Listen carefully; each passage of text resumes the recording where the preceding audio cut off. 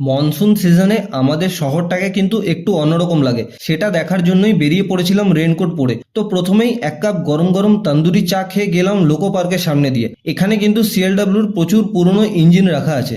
তারপর সেই রোডটা ধরেই সোজা গিয়ে যে ফ্ল্যাগটা দেখতে পাচ্ছ সেটাও কিন্তু একটা পার্ক, আর তার সামনে যে জলটা আছে এটাই কিন্তু বোটিংও করা যায়। তারপর বেরি গার্ডেন ক্রস করে আই লাভ সিএলডব্লিউ এর স্থাপত্যটাকে সাইডে রেখে প্রথমে গেলাম কর্নেল সিং পার্কের ড্যামের সামনে। এখানেই কিন্তু সব দুর্গা ঠাকুর ভাসান দেওয়া হয়। এরপর যেই জায়গাটা গেলাম, যেখানের ভিডিও কিন্তু তোমাদের সাথে আমি আগেও শেয়ার করেছি, তখন কিন্তু এতটা জল ছিল না। আর জল বেশি হওয়ার জন্য কিন্তু এখন প্রচুর মাছ ভেসে চলে আসছে, আর মাছও ধরা হচ্ছে। এরপর সেখান থেকে সুন্দর একটা রাস্তা দিয়ে সোজা আমরা গেলাম অজয় নদী। অজয় নদীতে এখন কিন্তু অনেক জল। অজয় নদী তোমাদেরকে আমি আগেও দেখিয়েছি, বাট এতটা তখন জল ছিল না।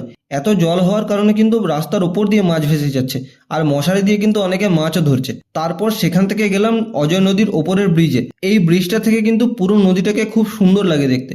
আমি এটাকে নদী বলছি, বাট অ্যাকচুয়ালি কিন্তু অজয় নদ। আর এই ব্রিজটিও কিন্তু কিছু বছর আগে অতিরিক্ত জল হওয়ার কারণে ভেঙে গেছিল। তারপর এখান থেকে গেলাম আমাদের শহরের সব থেকে উঁচু জায়গায় হিলটপে। এই শহরটি এত উপর থেকে এত সুন্দর লাগে দেখতে, সেটা কিন্তু সামনে থেকে না দেখলে উপভোগ করতে পারবেই না। আর এই হিলটপে গিয়ে কিন্তু আমাদের সাথে এই চার পায়া বন্ধুরও দেখা হয়েছিল।